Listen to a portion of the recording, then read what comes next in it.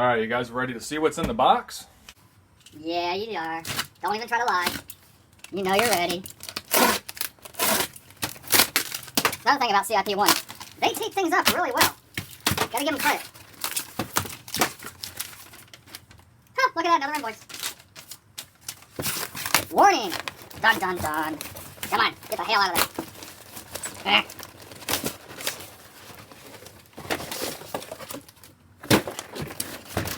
Alright, you know what it is yet? Do you? Do you? No, you don't. I'm hiding that because I don't want you to read it.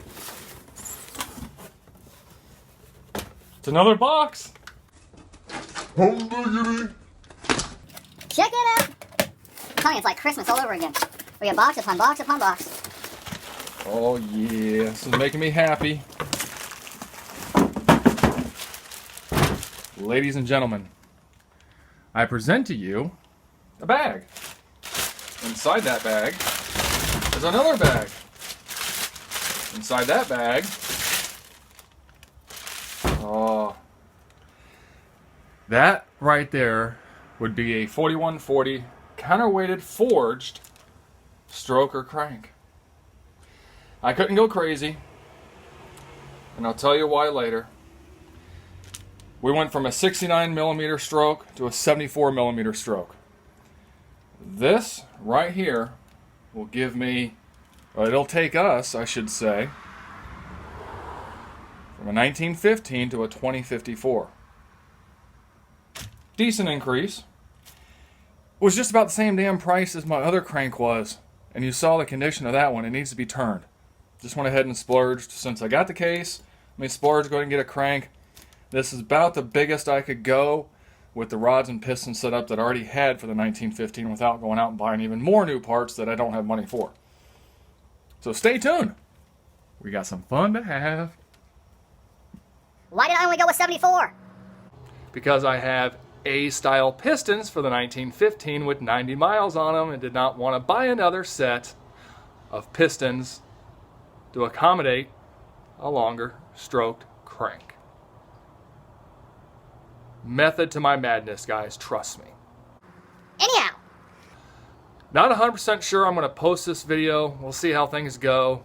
Might edit this out. Might not edit this out. Who the hell knows?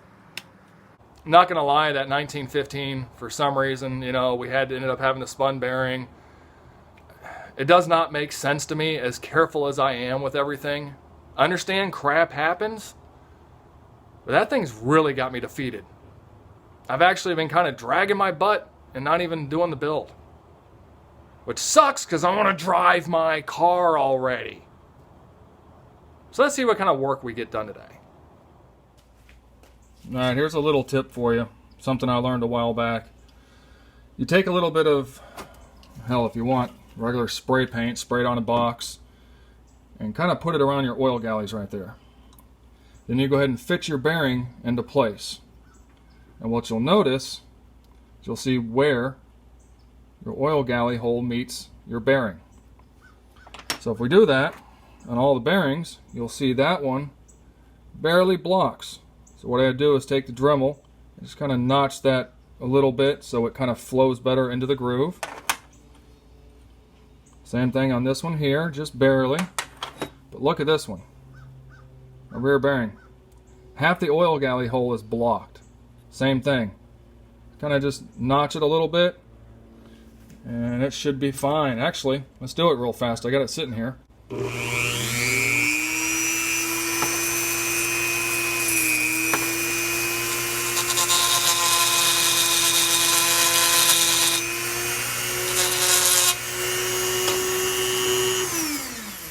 That's all it takes right there. Can you see that? I hope you can. Focus. There you go. So now the oil will properly flow into the bearing groove and properly oil everything with zero restrictions. It's kind of little things you want to do. Are we doing full Hoover mods and stuff? No. Are we just trying to make things as good as we can? Yes. So there you go. Little Gary tip of the day. Alright, you guys have seen me do this multiple times. We've got the 74mm stroker crank in. We've got the lifters in. End up going with different cam and lifters. We got the break-in material on. Got everything lined up. Everything is lubed up. Hold on. Got my other half cam case bearing here. No play whatsoever. You see? It's solid. Means all my dowel pins are seated. Everything's seated. Looking good. So next, let me set you down. Hang tight. Next, if you look right there, I've got my 2 timing marks lined up. I've got my lube somewhere. Here we go. Put a little extra lube on these cam bearings. Just make sure we're good there. Careful not to get it in the back cam plug area.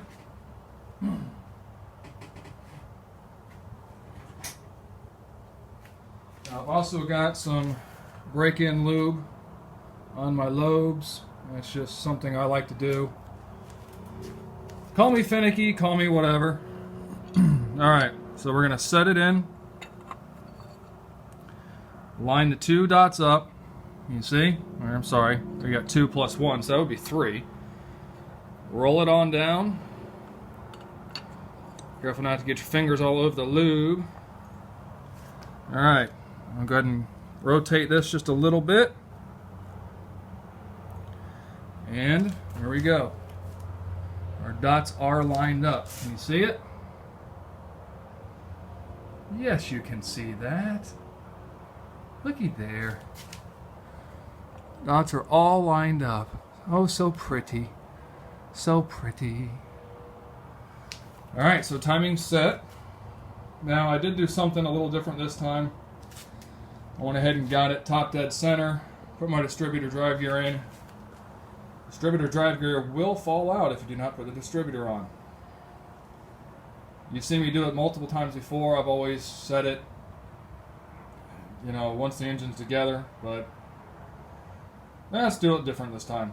Let's make it easier on ourselves. So for the most part, now we just got to assemble the other side, and we can go ahead and get ready to put this case together. And again, you guys see me do that multiple times. The only difference is after the case is assembled, we have shims to deal with for our deck height and compression ratio to match the cam lifters, or I'm sorry, not lifters, but to match the cam and the heads and whatnot. So I'll get back to busy, getting back to work, and I'll bring you guys back in a little bit when I've made some more progress.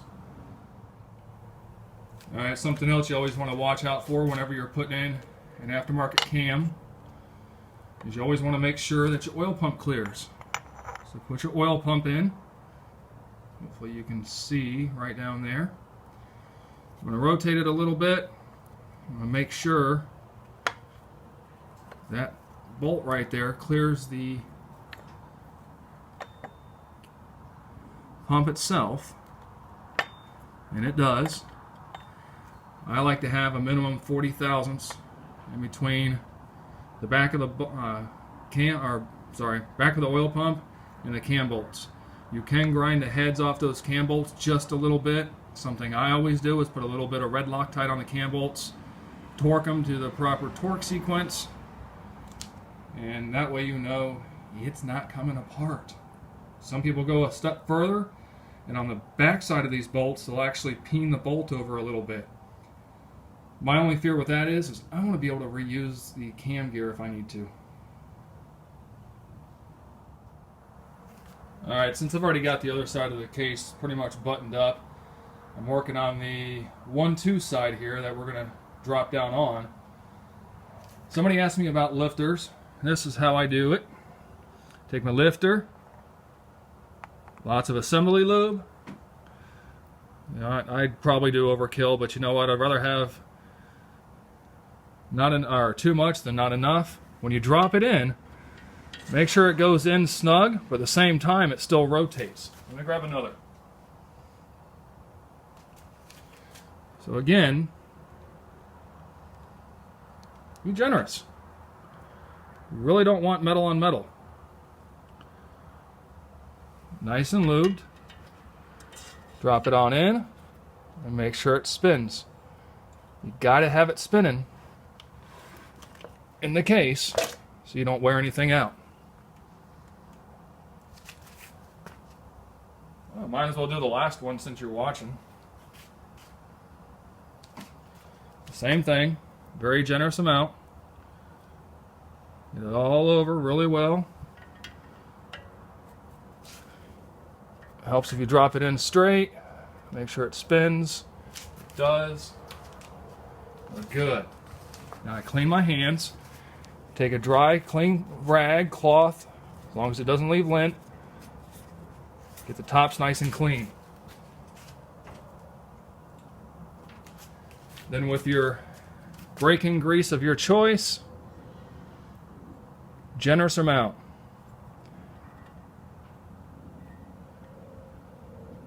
This is the same stuff I have on the other side.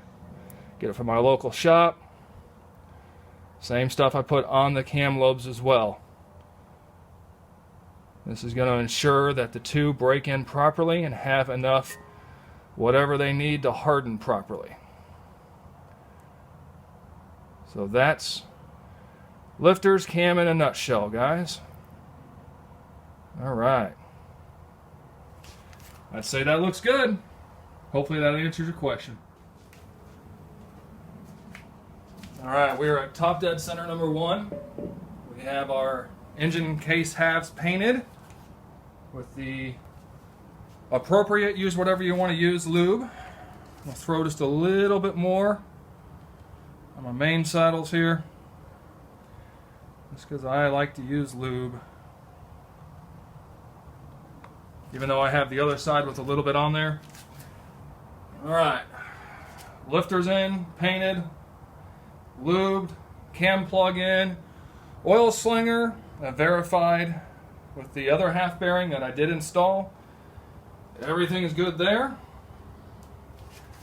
Now let's go ahead and time to marry the two.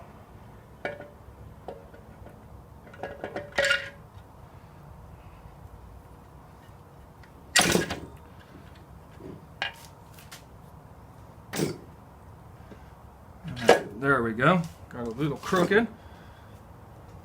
Alright. Now again, something I do, some people don't do. I like to paint the back side of the washer. Hopefully help seal anything from leaking. Come on, nobody likes leaks, even though Volkswagens leak. We like to try to prevent it as much as possible. So that's what we should do.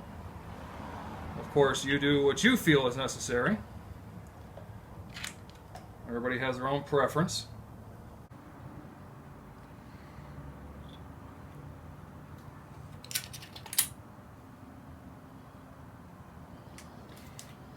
Alright, a couple more to do here.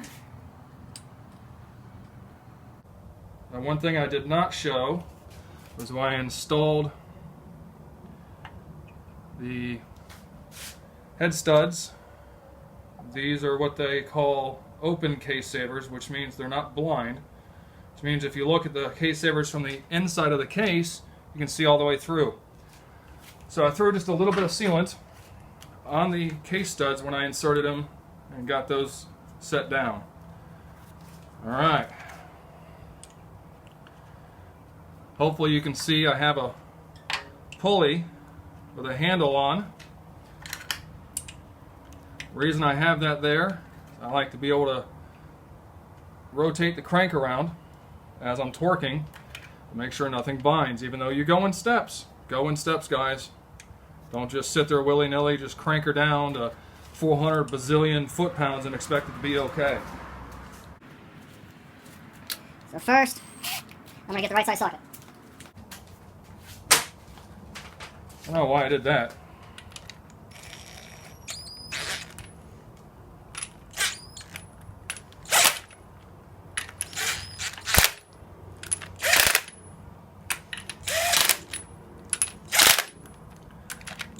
I like to do this, just kind of run them down. A little bit less torque. You notice? Still spins real nice. That is nice. All right, so now we'll go ahead and step up to the torque wrench.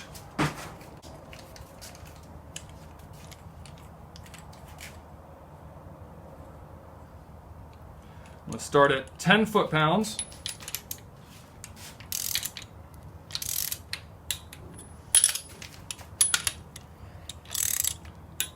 All right, that's 10. Still spins nice. So we'll go ahead and continue on.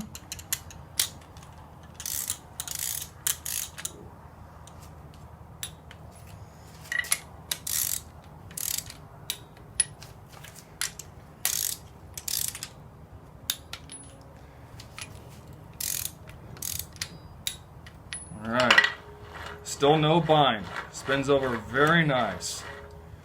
Let's jump from 10. Let's shoot 18. Again, find your own torque specs. Don't rely on me to provide them for you. Still spins nice.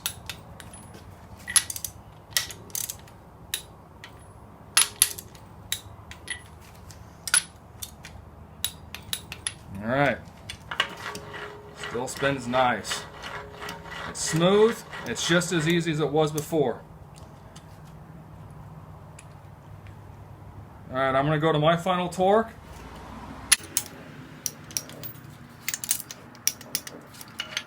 Still spins nice.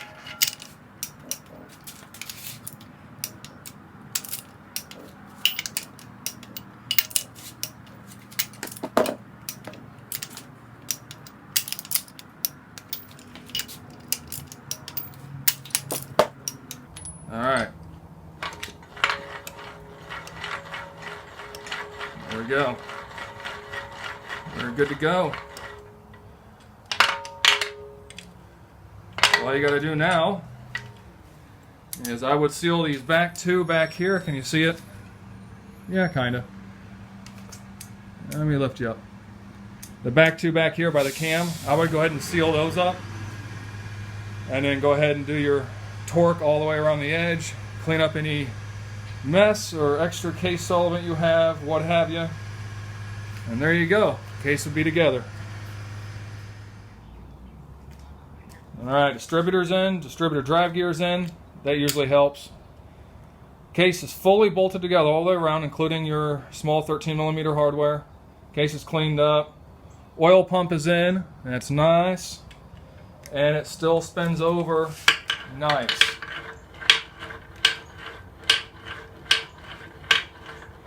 No binding whatsoever. Bring it back up to top dead center. There we go. Case is together. 74mm crank. These are the forged I-beam rods. I actually took some telescoping gauges, ran them inside, and spun them to make sure they were perfectly round still. They are. I'm going to run them new bearings, main bearings, rod bearings, cam bearings, the whole 9 yards. Short block is complete. Next up, we will go ahead and start showing you how to go ahead and shim your cylinders to get your compression height, get all that dialed in. So stay tuned. We got more to come. Till the next time, be kind to others and be good.